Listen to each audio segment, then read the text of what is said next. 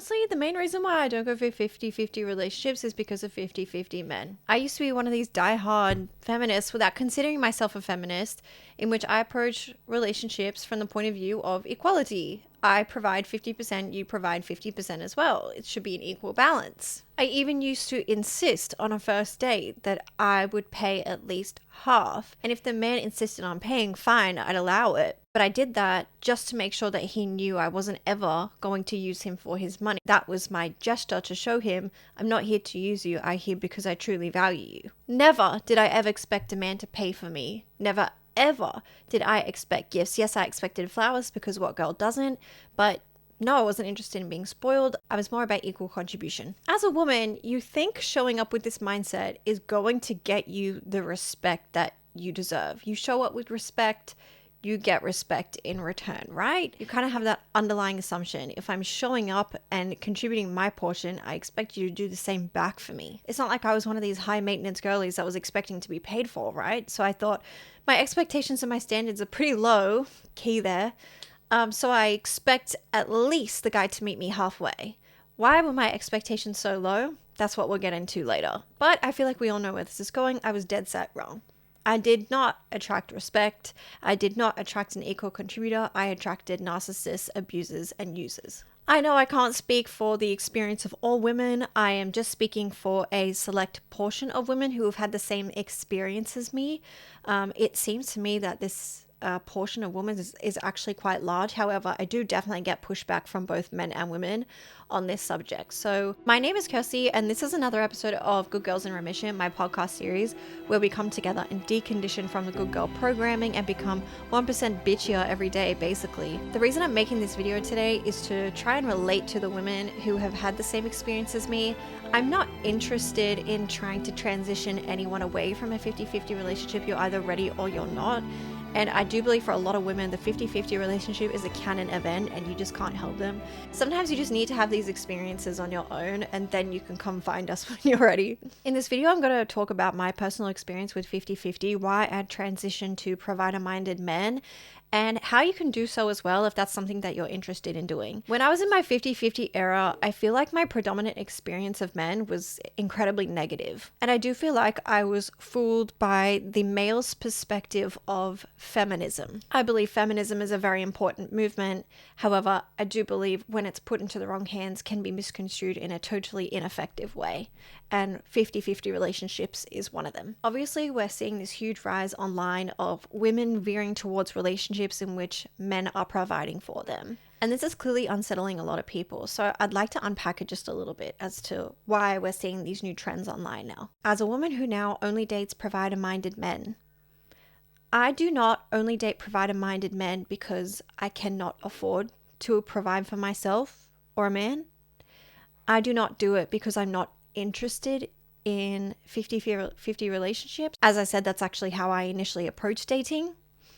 I now only attract and surround myself with provider-minded men because they are the higher quality men to me and my experience. One of the biggest negative qualities I see in a 50-50 man is his inability to think beyond himself.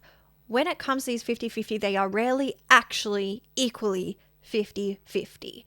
The onus is more on the woman to give more of herself. 50-50 men are the modern day princesses. Personally, the more I have grown out of these types of relationships, the less I have wanted to make a man's life easier. Now, I'm a woman of community.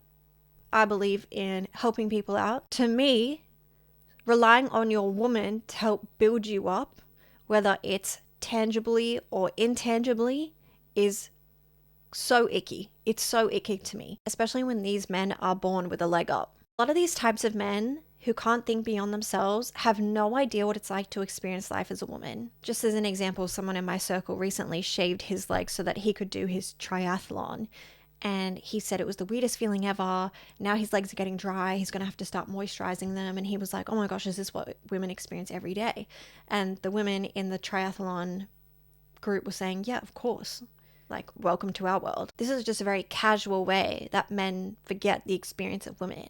As a woman who has spent literally thousands and thousands of dollars on laser hair removal so that I can have smooth skin, the time and money spent on body moisturizers, body oils to make sure that my skin's hydrated every day and replenished from the lack of hairs on my skin, that is just one way a man gets an advantage in dating me without having to invest in or partake in himself. That's not mentioning hair, makeup, nails, lashes, feminine hygiene products, fashion, etc., etc. Men in 50-50 relationships get benefits to all this. The woman who puts in the effort, the woman who does everything herself, and he doesn't have to invest and he knows it. These types of men quite literally, consciously bank on your low self-esteem so that you will settle for them. But the less awake you are to that, the better, because the more they can coast along getting the most from you and contributing to the least. And yet, despite the 50-50 financial contribution from women and the fact that you will not be getting gifts from these guys, the expectations they still hold for women are still just as prevalent. I remember one of my first relationships saying that he would dump me if I ever grew my armpit hairs back. I never said I wanted to grow my armpit hairs back. I never suggested that, never hinted that. I have no inclination. I physically can't really do it anyway because, as I said, I've got laser hair removal. But he put it out there anyway that the expectations are still there that if I was to have armpit hair, I'd be dumped. But did this man invest in his own personal hygiene? No, not really. Apart from the basic shower, no. He dressed like a bogan, his house was messy, he cleaned his teeth once a day. He started his day off with coffee and a cigarette and took recreational drugs quite regularly, despite me having never, ever touched a recreational drug in my life. And yet I was expected to tolerate someone else's drug use, and this is not the first time that has happened. As I said, these types of relationships attract a very patriarchally conditioned, spoiled man. Now, I'm not saying the 50-50 aspect is abusive in itself, but I am saying when you are not met with an equal contribution and instead you are emotionally torn down because of how a man feels in this relationship, that's when it becomes not okay. And this is my main motivation for trying to encourage women who are ready to veer into dating provider-minded men. Most of the time, these guys know that they're not up to par. And so instead of actually taking the time to be single and focus on yourself, build on your self-worth, build on yourself financially so that you can be in a healthy relationship, whether it's 50-50 or not. Instead, these men recognize the benefits they're gaining from a relationship, whether it's casual or whether it's a proper full-blown relationship, and they will exploit this woman. They will tear down her self-esteem. They will say things like, good luck finding anyone as good as me. Like, honey, we can find a bum off the street that would treat us better than the way you do. They will encourage competition with other women because, as I've said, they are in their feminine energy. In fact, they often display habits and traits of gay men in which they pine for male validation, and they will without hesitation sacrifice the quality of life of their woman in exchange for an improved quality life on their own. And sometimes these men use women as a starter package, so they're the starter relationship, because they know they're not providing for you. And this is one big reason why I tell women to never settle, because if a guy's not giving to you 100%, there is a chance he can leave you and then give 100% to the next woman, because that could potentially be his dream woman and you're not. And it's not a personal thing. It just means you're in the wrong place. As a woman, you need to go where you're valued, not where you're tolerated. This is another common rebuttal that I get online as well. Why would I provide for a woman when I can get the exact same thing in a 50-50 relationship, or better yet, one where she's providing for me? Have you guys heard of a term called slavery? If a guy is saying, I expect my woman to work full-time to pay for the bills, plus I expect her emotional availability, plus I expect her physical labor at home, her feminine energy, her unwavering loyalty, her attention, her validation, her body, because my love for her should be enough. Literally, what is the difference between a 50-50 relationship and slavery? Now, you take this mindset and go back to them, they'll throw it back in your face. If you say to these men, I expect equal contribution, I expect you to pick up your share around the house, I expect you to cook, I expect you to clean, I expect you to do half in my nails, my sanitary products, my fashion, my beauty, all my upkeep that you benefit from, girl, you will be on the street. I recently watched a podcast interview with the Wizard Liz, and she says if men could have babies, their expectations and standards would be out of this world. Do you think that they would be cooking and cleaning in exchange for a 50-50 relationship? Fuck no. If men could have babies, women would be the sole financial contributors. Women would be serving men on their knees.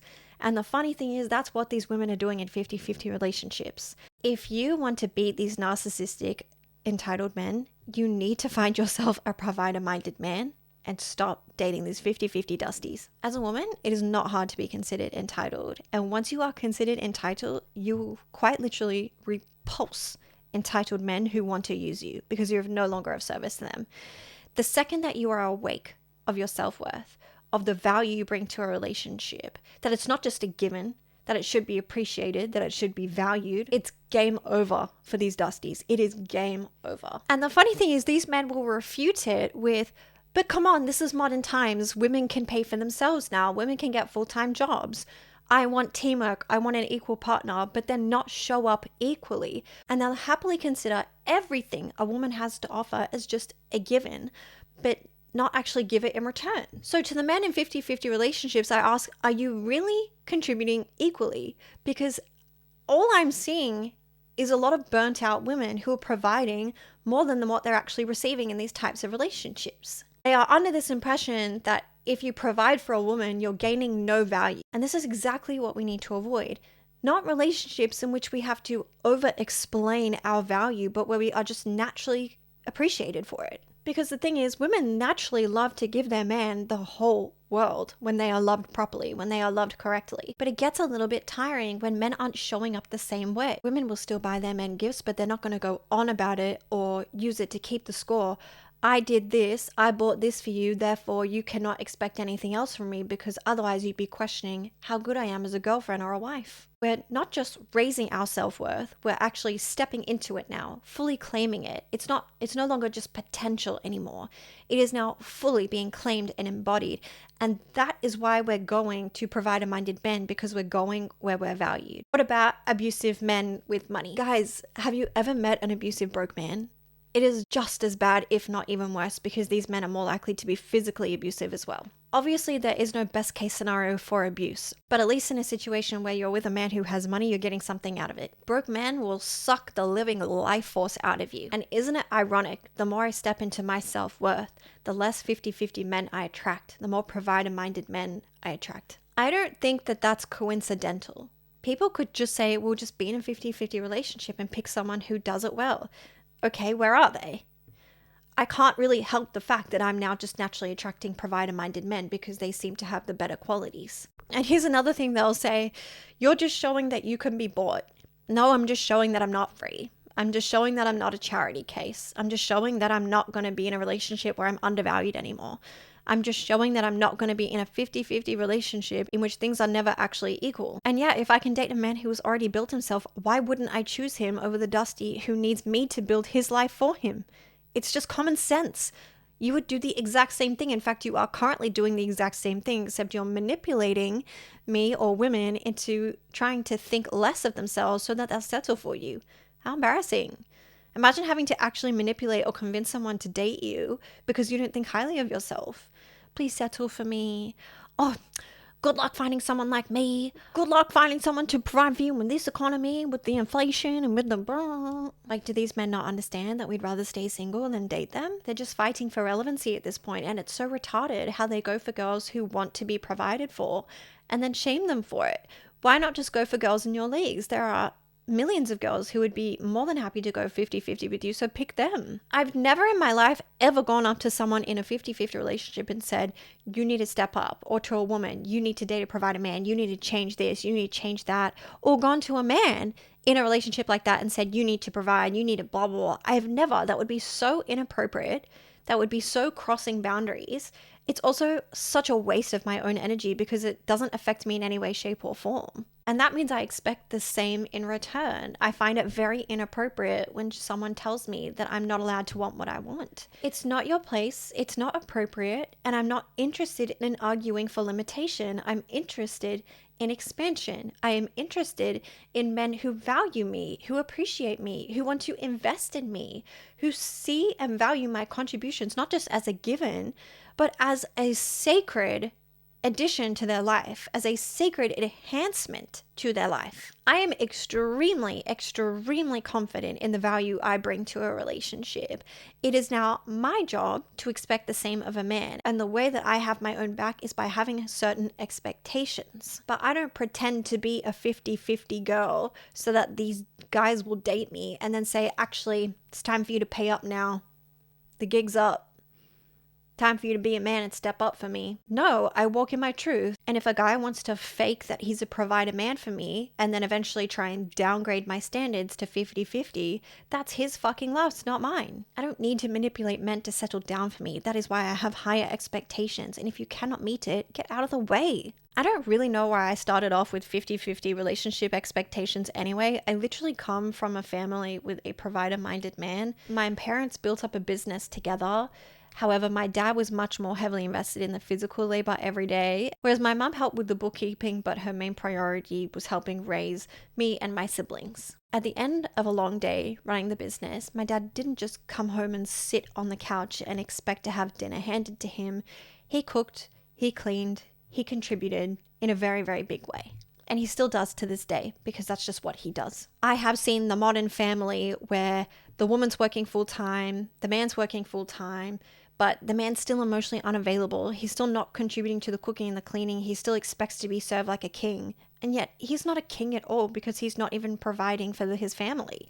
The woman is. And it's that kind of slave labor that I'm trying to avoid. I would quite literally rather be childless and single than ever settle for a life like that. When we think about it from a global perspective as well, there's just no way that women are treated equally. And someone said, well, isn't your relationship a great place to start, as in like a safe container for you to start practicing equality?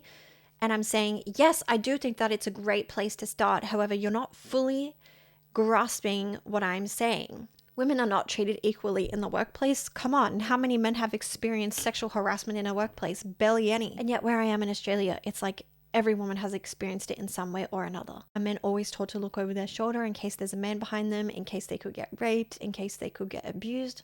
No. Even just look at the disparity of income between men and women in the sporting industries. That just should tell you by itself how things are just still not equal yet. And the statistics that show that women are still the number one contributors of unseen labor. Not to mention I still have to spend money investing in the beauty standards.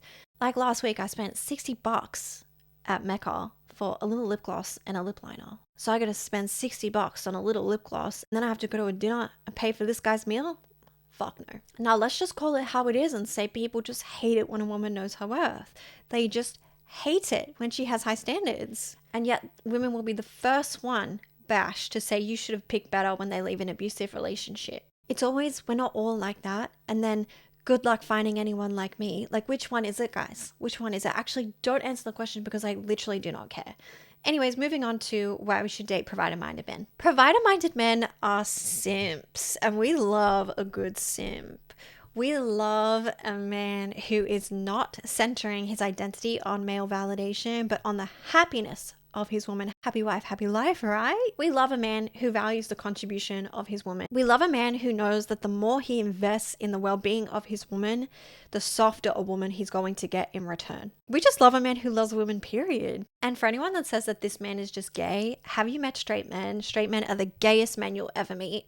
But simps, they are the strongest, most masculine men. If a man refuses or does not have the ability to invest in the well-being of his woman, he is failing that relationship. A lot of women will come to me and say, where do I find these provider-minded men? And this is not the right question to be asking. The right question to be asking is, how do I become the woman who is ready to be provided for? And the best advice I can give is to become a woman who is not so obsessed with the energy of reciprocation and contribution, but is more obsessed in herself.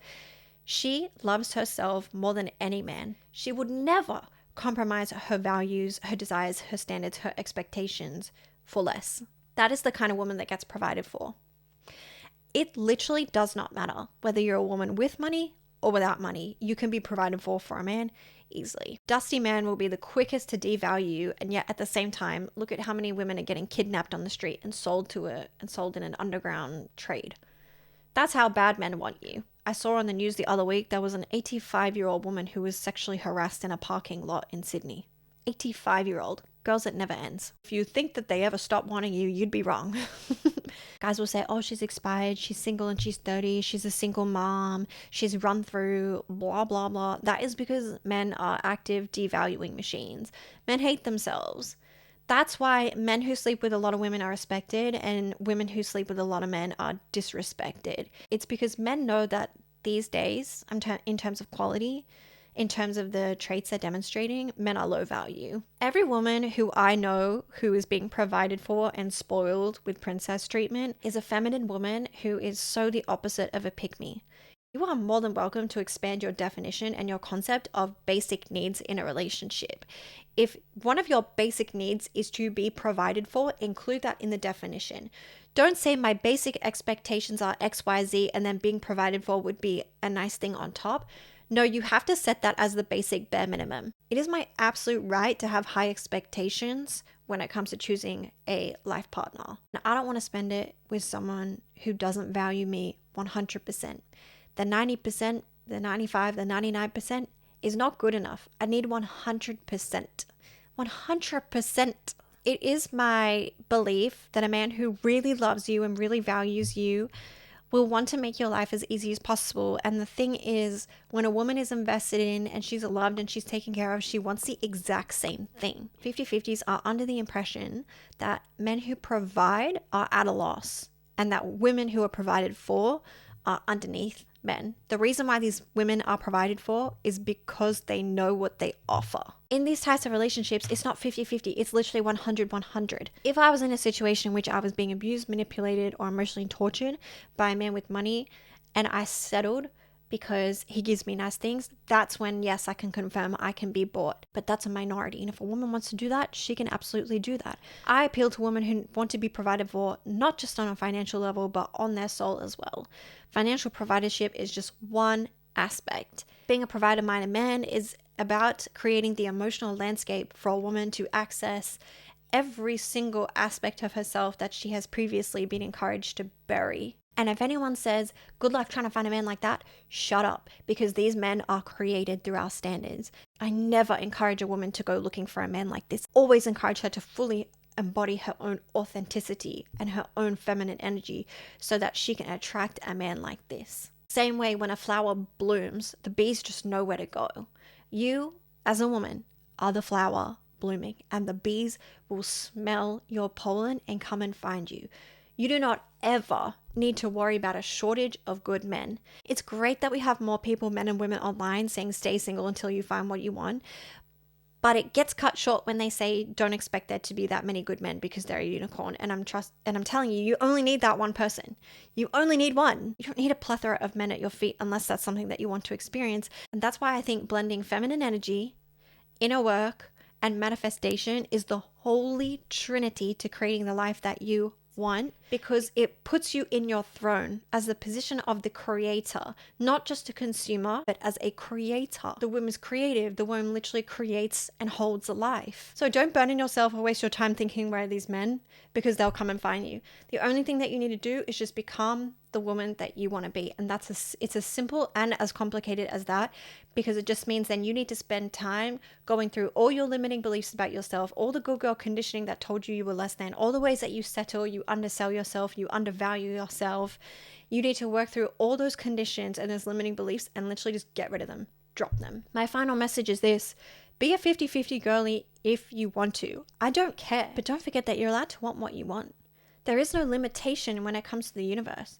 You're not hurting anyone by being in a relationship with a man who wants to provide for you. And you don't have to sacrifice yourself. You can still have your own life, have your own friends, have your own income. You're not going to be left destitute because you chose a man who wanted to invest in you. And some people think that these conversations around provider relationships encourage women to be stay-at-home wives in which they're, doing all those wifey duties. But trust me, it doesn't have to be that way. And secondly, have you seen the women in 50-50 relationships? Are you kidding me? The girlfriends in these relationships play the housewife more than these women in provider relationships And if the relationship falls apart, a lot of these women come out financially set back. So in my opinion, dating provider-minded men is the way to go. If you actually love yourself, you will not date a broke man who needs to piggyback off you, who needs your 50-50, who says, yeah, but everything have to be split down the middle because I'm not paying more than I have to. Those conversations are gross and classless. I'm more than happy to have a conversation about finances, but if it's a man saying to me, I don't want to pay for you, yuck, it's classless. Have some class about you. Gross. Stop trying to shame women you are literally leeching off. It's actually disgusting and embarrassing. But as I was saying, if you love yourself as a woman, you will find a man who makes your life easier. Thank you so much for watching this week's episode. Please let me know your thoughts in the comment section. And I will see you next time, where we will continue to decondition ourselves from the good girl conditioning and make ourselves 1% bitchier every day. Lol.